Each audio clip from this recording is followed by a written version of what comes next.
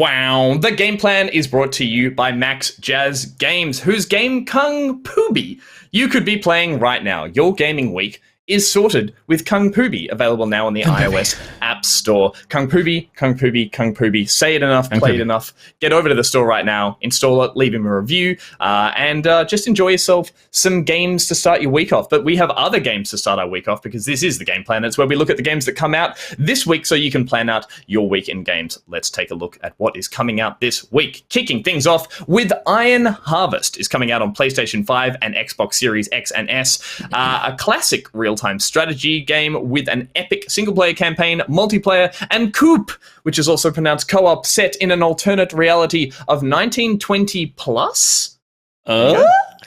Guardians of the Galaxy is coming to PC, PlayStation, and Xbox. Fire up a wild ride across the cosmos with a fresh take on Marvel's Guardians of the Galaxy. In this action-adventure game, you are Star-Lord, leading the unpredictable Guardians from one explosion of chaos to the next. You got this. Probably. Snarky little line at the end there to play into the Guardians of the Galaxy. Also our Game Club game this month, so Peter will be playing that one, and get yourself into the game, and we'll be playing that as part of our monthly Game Club. I know. I saw the footage of cars going around in circles, and if you like cars going around in circles, then you will love NASCAR 21 Ignition is coming out on PC, PlayStation, and Xbox. NASCAR 21 Ignition redefines the official video game of the world's most popular stock car racing series with incredible graphics and immersive gameplay. NASCAR 21 Ignition brings a whole new level of authenticity and atmosphere to the NASCAR Cup Series. Darkest Dungeon 2. It enters early access on PC via the Epic Store. Darkest Dungeon 2 is a roguelike road trip of the damned. Form a party, equip your stagecoach, and set off across a decaying landscape in a last gasp attempt to avert the apocalypse.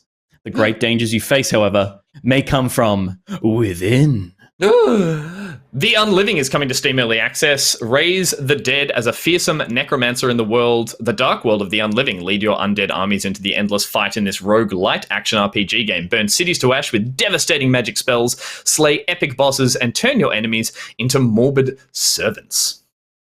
And Workshop Simulator, the most morbid servant of them all. Workshop Simulator allows you to repair and refurbish items using a range of restoration mechanics such as disassembling, cleaning, sanding, and painting. The accompanying story will immerse you in the nostalgia of tinkering with your grandfather. Tinkering with your grandfather. Together. Yes, yeah. You're both tinkering some... Yep, okay, we'll come back to that. All right. Super Robot Wars 30 is coming to PC on Wednesday. 30 years on, the battle for our world's future continues. Super Robot Wars is a tactical RPG that brings characters and robots from a variety of mecha anime together to battle their mutual foes. And on Thursday, the 28th of October, squad up with your friends and take on downhill races. Dominate maps in team versus team competitions, or challenge yourself in PvP modes in Riders Republic. There you go. If you're up for some insane action, throw yourself into mass races and be the first to cross the finish line, or the last one standing, parentheses. Brace yourselves for some sick action. Action. That is, of course, coming to PC, PlayStation, Xbox, and Stadia. Also on Thursday, Age of Empires 4 is coming out on PC and Game Pass. One of the most beloved real-time strategy games returns to glory with Age of Empires 4, putting you at the center of epic historical battles that shaped the world. And on the same day, Bassmaster Fishing hits PC, PlayStation, and Xbox. Everything PlayStation, everything Xbox brings the thrill of competitive bass fishing into your life. Dive into the fully licensed content from the Bassmaster series, from amateur to elite events. Manage your sponsors, equip your dream setup, and customize the look of your angler to tackle the Bassmaster series. Voice of Cards, The Isle Dragon Roars comes out on PC, PlayStation, and Switch. Voice of Cards, The Isle Dragon Roars is an RPG set in a world of swords and sorcery, told entirely through the medium of cards. Nick's gonna bloody love it. Roki comes to PlayStation and Xbox Series, and it's a stunning adventure set in a snow-capped wilderness. As Tove, you must explore an uncharted world of hidden legends and forgotten monsters, solve puzzles, collect curiosities, and uncover a tale of tragic loss as you chart your path to redemption. Cute. Not cute. Fatal Frame, Maiden of Blackwater comes out on PC, PlayStation, Xbox, and Switch. Fatal Frame / Project Zero, Maiden of Water comes to Steam for the first time, and other platforms, but obviously Steam for the first time, to celebrate the 20th anniversary of the horror adventure series Fatal Frame / Project Zero. The game is set on sacred Mount Hakami, a site of many mysterious and terrifying incidents. Spooky. And rounding us out for the week is Mario Party Superstars, which is coming to the Switch, obviously. The Mario Party TM series is back with 5 classic boards from the Nintendo 64 Mario Party games. Were there more than one Mario Party games on the 64? There was Race to get the most stars and sabotage your opponents on boards like the stellar Spaceland or the spooky Horrorland. Party at your own pace by suspending a game and picking up right where you left off. Woo! The tides can turn quickly in Mario Party, so stay vigilant, partygoers. That classic Mario Party catchphrase, stay vigilant.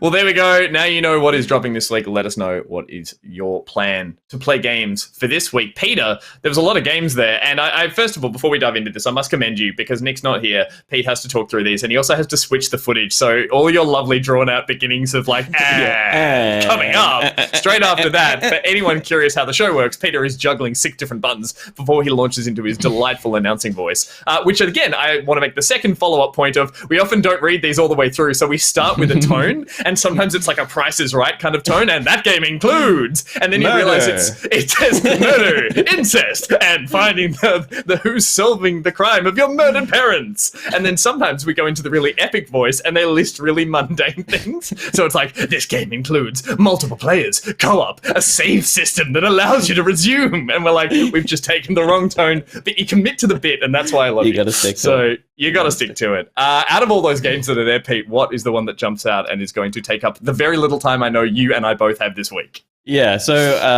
obviously Guardians is, we got to start the game club. I will get back to you on exactly when we can. I hope to play, because it's out tomorrow, and I hope to get a session in sooner rather than later, because if it's not soon, then it's not close. Yeah, fair enough. I've never seen someone like launch into a tirade about such an energizing and exciting game by going, I guess I'll play it soon. And it's like, I'm super keen to get started on it as well, so I will try to get started midweek. If that becomes a possibility for us. But the thing that surprised me the most, there's a couple of things. There's so many great games coming, but the thing that I thought took me by surprise was the Unliving. Okay. And it just looks like it's coming into early access, so it's still like got some work to be done on it. But the concept is strong. I love the flipping things so that you're the bad guy. I always like when that happens in a game. This looks like it's got some cool ideas. Obviously, you resurrect all the corpses around you on the battlefield and then fight the forces of good. But you can also you can sacrifice some of your summons to give yourself spell power according to the graphic that pops up on screen. Don't really see it in action, cool. But I feel like that it could have some really cool systems in it. And then this boss fight at the end looks like there's going to be some depth to this that maybe isn't on the surface level. And the art is really cool. So I'm keen to check it out. Team 17 publishing it, obviously. I was going to say, they always do good work. They get behind some great games. So yeah, it'd be cool if that mechanic of having all those minions be like turned from good to bad and then can be spent like currency almost. Like if if it turns into kind of a swarm that you're leading and it's your mana pool basically. Yeah, exactly. It could be, because it looks messy as fuck, but like that's fun if it's a controllable kind of mess that you're sort of throwing them into traps and just burning them as currency. So that was cool. I think because Nick's not here, we both need to talk about Workshop Simulator. Yes, please. I'm so glad. So Nick's pick is Creepy Grandfather Game. I'm going to just put him out there and say that this looks crazy. This looks like this is a trailer, and therefore, like, a lot of these simulator games have such a sort of bland-looking actual POV and UI. They have like terrible menus that are super like they have no personality. They're just like white boxes and click here to click there and that kind of stuff. This trailer having like other NPCs with like, you know, all that kind of stuff. So as you see, the gameplay itself pretty rudimentary, but the fact that there's maybe a story around this with characters, I don't know. And this looks so looks satisfying, delightfully satisfying, doesn't it? It just looks like it has fix that everything. There must be, it's probably a really basic term that I'm just not thinking of, but is there like a version for ASMR that's to do with like sanding and painting and like, yeah, and just doing small tasks well, I guess? Like the restoration idea is just beautiful. I actually wanted to laugh at this more, but what's being blurred out there? Yeah, that's what I question that as well. Is that the grandfather tweaking? That's the grandfather's tinkering. Death. Oh, that's rough. I'd love to play this on a stream. I think would be great. It'd be one of those things that'd be fun to discover the quirky story moments in between, whether or not that story is something really, really awkward and just like has weird voice acting and all that kind of stuff. I hope it does. Yeah. What a shit throw, mate. Of course you're gonna break it if you threw it. It's like, I mean, all these things don't need to exist in like the mechanic of the sanding and the painting and stuff don't warrant the existence of a story, but it's a nice thing to have. It's really nice how it flat lays everything. It looks like it's going to be like a really cathartic thing to do. So I guess, cathartic's the best word for it. I'm excited to check it out. Like I think it'd just be sweet. I've started doing this more and more in real life, which is every time I find a piece of broken something in my house that could just be thrown out, the first thing I do is I try and fix it now. And then if I can't fix it, I take it apart and see if there are any pieces I can put into a toolbox and have leftover parts from. So like little plastic clamps. I had like a little shitty tripod that had a telescope on it that was like a gift from like a free event I went to. And I took it apart and I realized it had like really intricate clamps and little like extra parts of it. I was like, cool, I'm going to keep that. I threw out the stuff that was broken, and I've since used that at other times. It's like, that is just the nicest feeling I've found in the last couple of years, just to like try and like keep things, recycle things. And so, yeah, on a virtual version, that could be cool. So weird picnic, but you know, you're looking weird today. That's your weird choice. I'm keen to play and will be subsequently playing a fair bit of Riders Republic. I've already had a play with the beta that came out a while back, and I believe the game is currently available to play as a kind of free trial as of this week at some point. It's coming out on Thursday, obviously, but I think they're doing a thing where it's free to install now or maybe in a date after that, so between now and release, as a way to sort of play it, and then you can buy it and continue playing it on release as a way to sort of get people in on it. And from everything I've played of this so far, I really enjoy the minute-to-minute gameplay. I'm not too sure how much I love a lot of the Ubi style like UI or lack of UI, and probably like the trying to make everything immersive by like traveling to locations to start events, by meeting characters to buy upgrades, all that kind of stuff. I think at its best, just when I've done some of the races, is really fun. And obviously I do some stuff for Ubi, doing some streams for them, so we're going to do that, and it's a good chance to play more of it because I don't have much time to play games this week. So I'm glad I get to it gets to be this one.